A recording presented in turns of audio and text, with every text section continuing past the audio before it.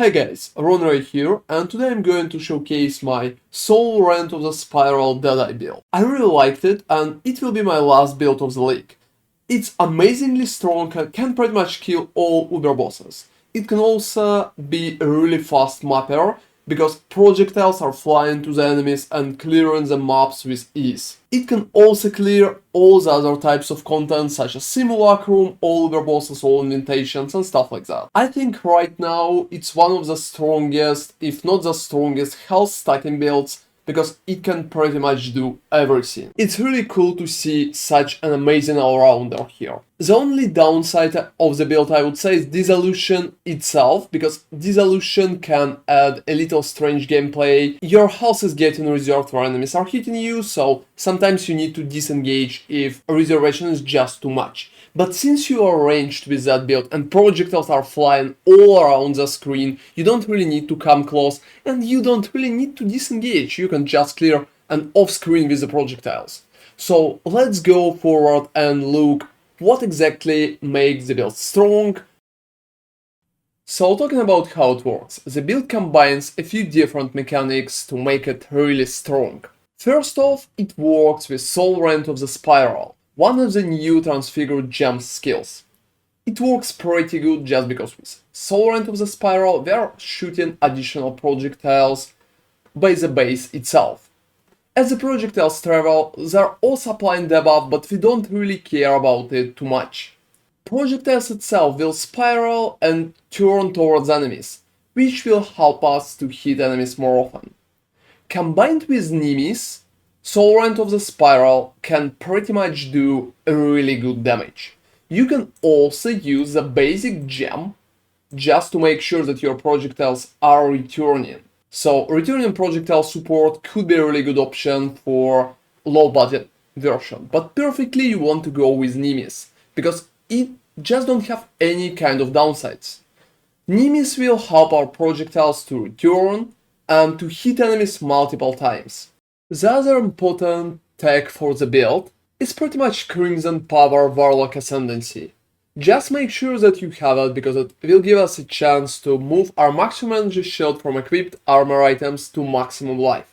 That way we can stack much more life and get a lot of bonuses such as just pure spell damage through the Rathpith and critical strike chance, which is amazingly important. So I would say build is still possible without it, but right now Crimson Power is the best choice and try to get it as fast as you are starting the build.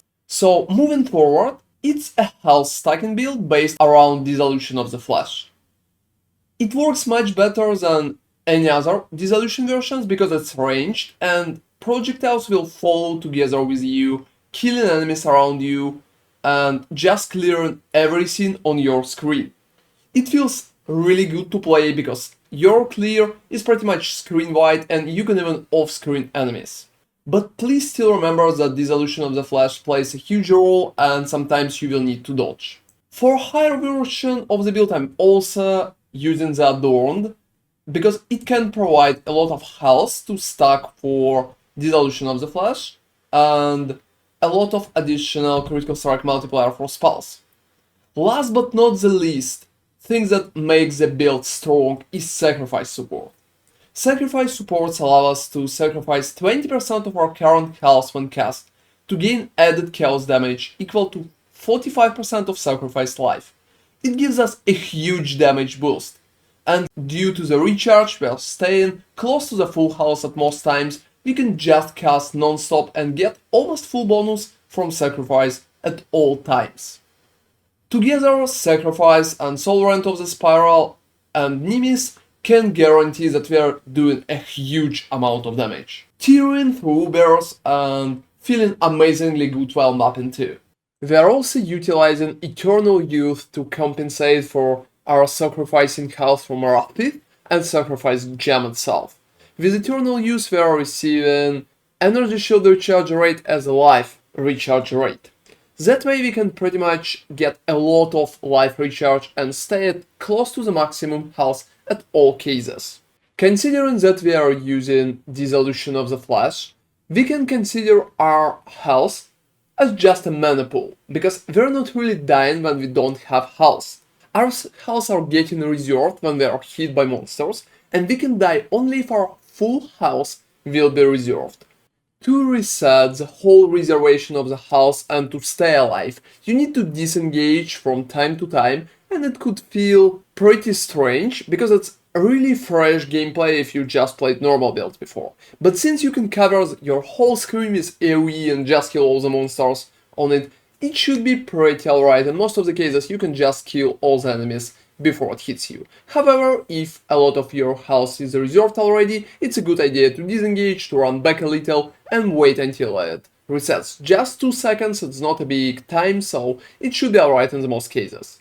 So talking about build enabling uniques. To just start, you'll need Rathpith and Dissolution of the Flesh. Those two are pretty much the main uniques that will get you the chance to play the build itself.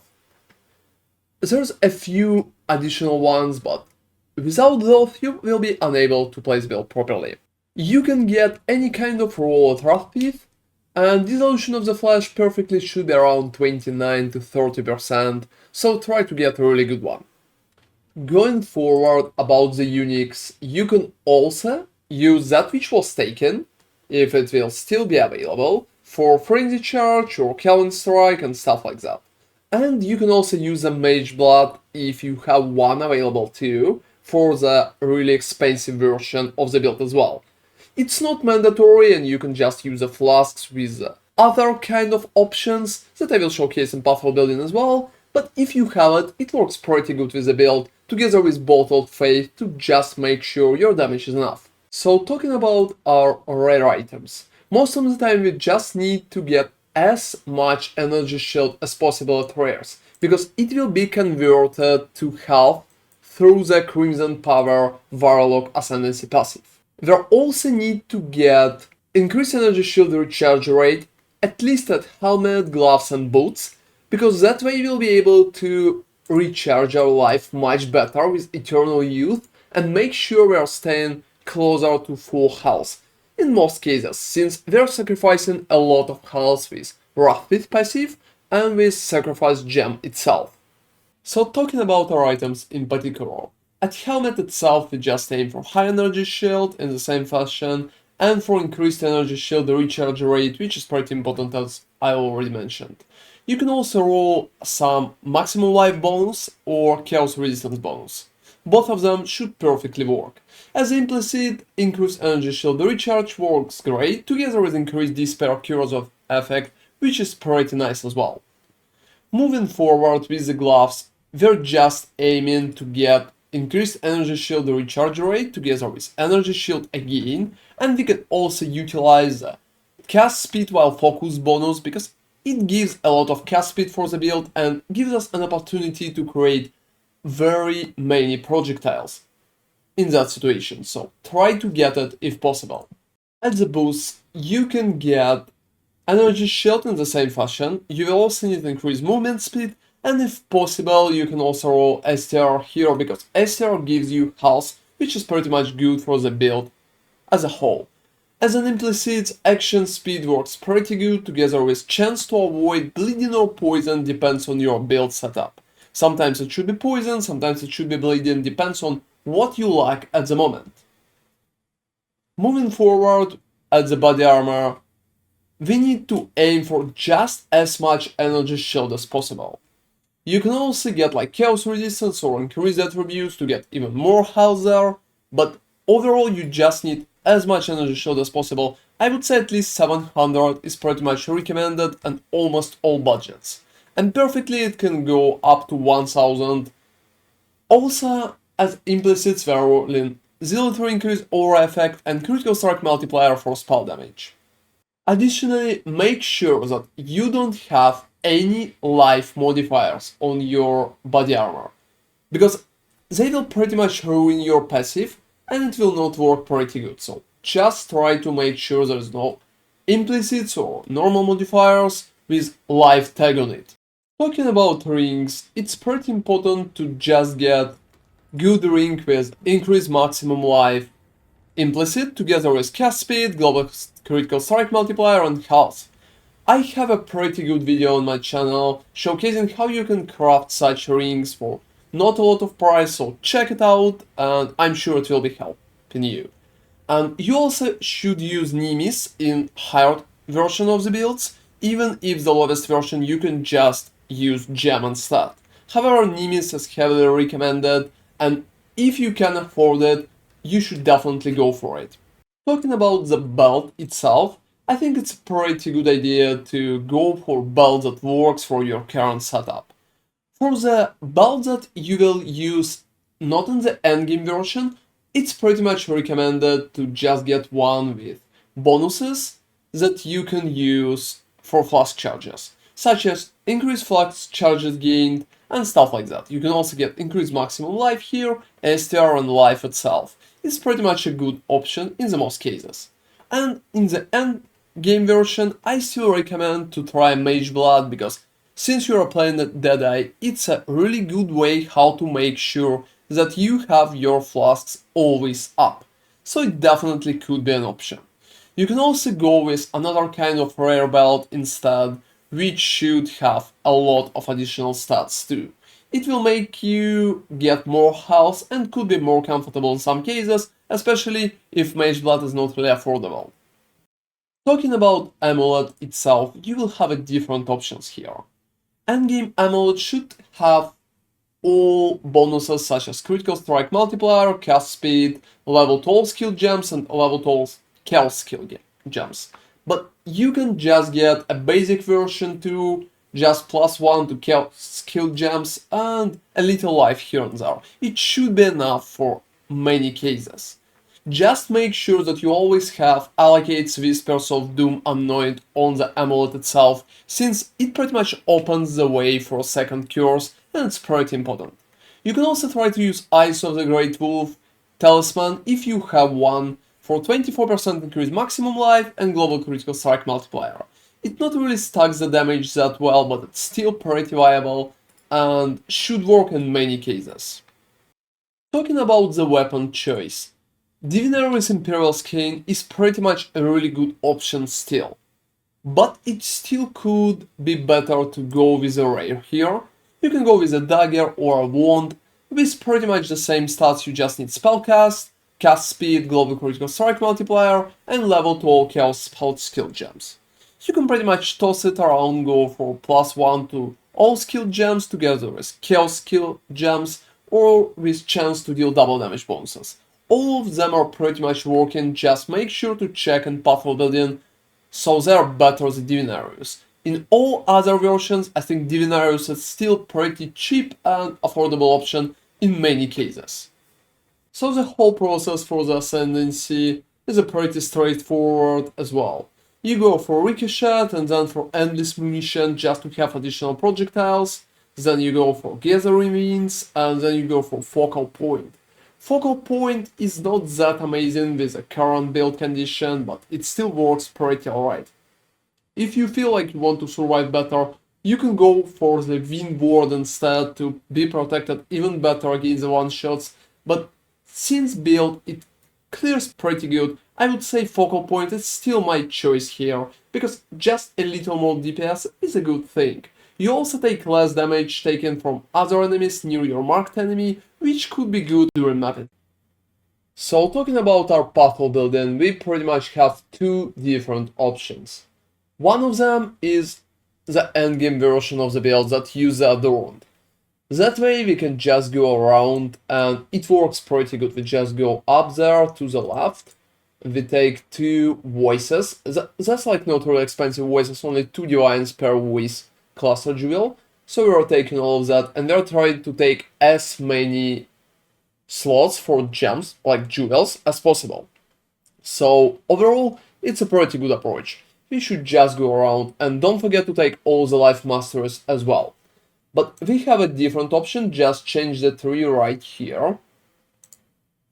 For medium budget ones that don't really use the Adorned and it's a little different, it goes for immunities here and it stacks much more health over the tree. So just try to take the appropriate tree for your budget and you can change all of them by just clicking there. You can also change the items, I have sets for it, and skills, I have different sets for it as well. Just make sure that you're checking and changing all of them simultaneously, since it's pretty important.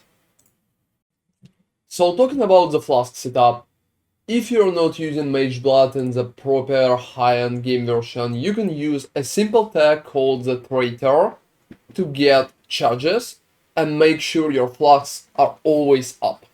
To get the Traitor, you just need a Brutal Restraint Time Jewel with Balbala, which pretty much gives you a passive called the Traitor. You can just put it right there and allocate 2 points to get the Traitor fast. It will give you 4 charges per empty flask slot every 5 seconds. Usually people go with 2 empty flask slots, but I think in our case it's possible to go with only 1.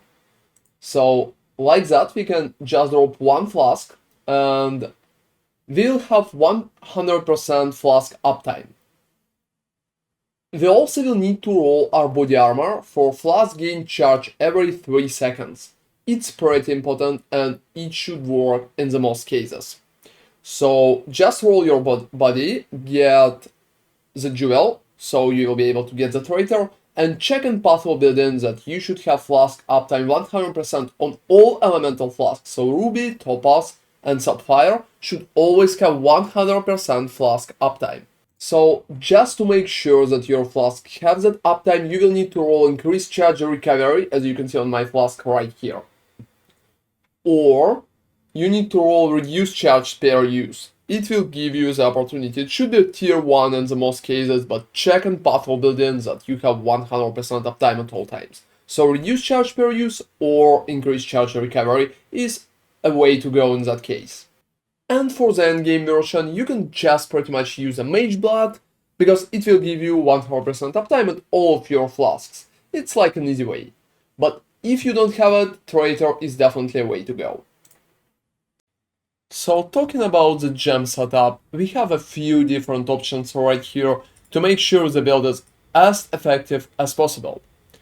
So at the helmet, I'm going with Summon Lightning Golem just for additional cast speed at times, and Frostblink because we need some instant spell to move around, especially to disengage at times. I think Frostblink works pretty good for it and I really enjoy using it.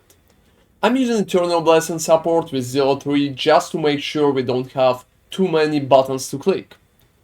As the weapon, the Rathpith, I'm using Increased Duration, Efficacy and Immortal Call. It should work pretty good because all of them together will make Immortal Call have a really good uptime.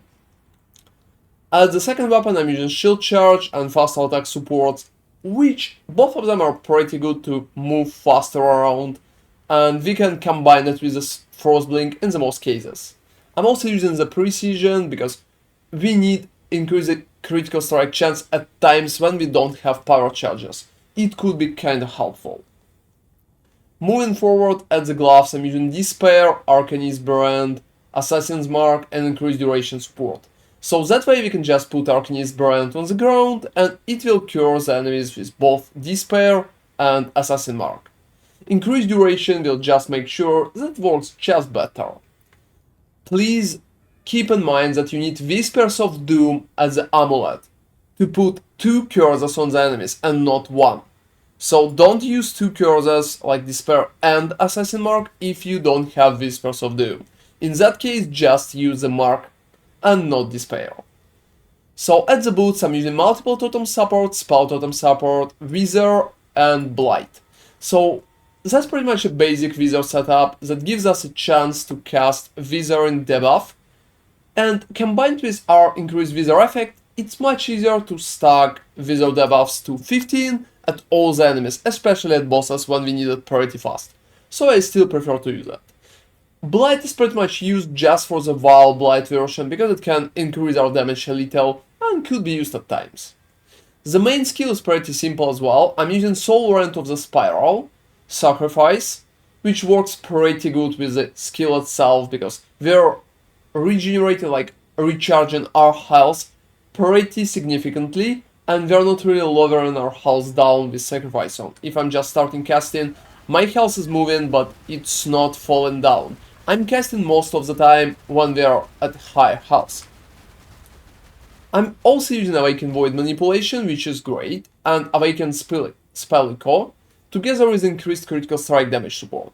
Whenever the last support could be different. I'm using Arcane Search support, but please keep in mind that for that build we can't have the Arcane Search by normal means, because we are not really spending any mana. I'm getting Arcane Search from the ring bonus, so that the ring gain Arcane Search on hit with spells. If you don't have such a ring, then you can't use Arcane Search support, it's pretty important. Then instead you can use Cruelty support or Greater Multiple Projectile support, depending on what you like more. Both of them are pretty viable choices. I don't really think Greater Multiple Projectile support is that efficient, because we already have a lot of projectiles, but it could still work pretty good, especially for clearing.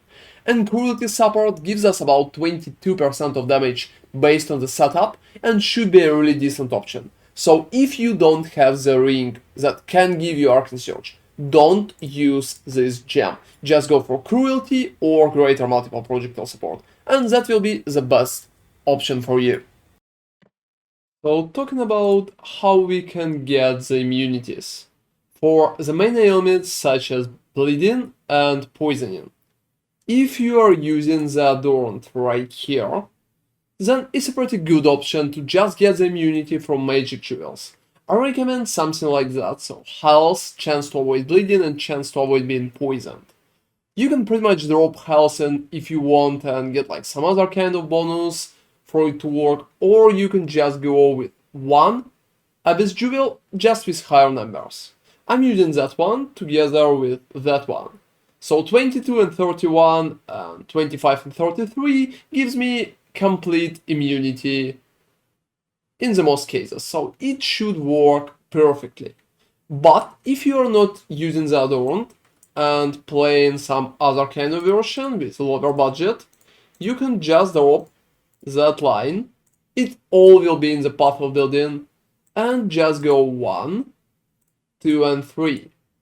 After that you can just like add 20 on top of there, and it should be enough in the most cases. If you have enough on your boots, like chance to avoid being poisoned, you can just drop that one. That way you should be really close to being completely immune, especially if you are using Stygian Wise, and in the Stygian Wise you can still use one of the jewels like that. Just make sure that you always have the immunities, because build will feel much better if you have them. Even if you don't have immunities like at all, that's alright, the build is still playable, but you will need to be more careful, especially with bleeding. So poison is not such a big problem, but bleeding could be a little annoying at times. So talking about the Pantheon, it's pretty simple. I'm going with the Soul of the Brine King just to get 100% chance to avoid being frozen and reduce effect of chill. You cannot be stunned bonus is a pretty good in my opinion as well, because if you're dropping to the really low health, even if we are alright, we still can be stunned. And for the Minor God, I'm going with Aberrath, because less duration of Ignite is pretty important. Also unaffected by Burning Ground works pretty good as well, since Burning Ground is so annoying for the build, it can pretty much block unreserving the health at times. If you don't really like Aberrath, you can go with Soul of Groothul, pretty much just for additional physical damage reduction for each hit you've taken recently. There's a pretty good question that you can come up with if you are using Sacrifice, why we are taking Pain Attunement. So most of the time we are staying at the full health and getting all the bonuses from Sacrifices, but sometimes our recharge of the health can stop. It happens when our reserved life go over our current life. So sometimes if you take a huge hit, your recharge could stop for a second or two. So for pretty much that kind of situation, I think Pain Attunement is a pretty good node that can add you a little more damage when you're going down there and just don't have a recharge to go back up there fast enough to get all the bonuses from Sacrifice. In my opinion, it's just worth 1 point, even if for most of the time it's not really working. So I'm still not really putting it into the path of building when I'm calculating my damage, because most of the time it's not here, but I think it's still worth 1 more point. So how we are calculating our damage? That's a pretty interesting question.